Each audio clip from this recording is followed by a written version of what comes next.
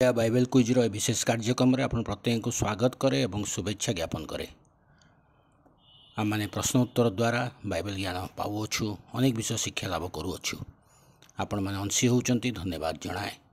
अन्य मान को अंशी करातु, विशेष आपण मान संतान मान को युवा युवती मान को एथर अंशी करातु, जहाद्वारा से अनेक विषय शिक्षा लाभ करें।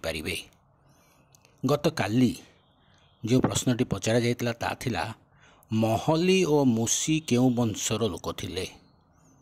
यार सठिक उत्तर होची लेवी वंशर। यात्रा पुस्तक 6 पर्व 19 पदरे आपण माने उत्तरटी पाई परिबे। आज निमंते प्रश्न होची मिस्र ठारू यात्रा करिवा समय रे मूसा निज संगरे कहार अस्थि नहीं थिले।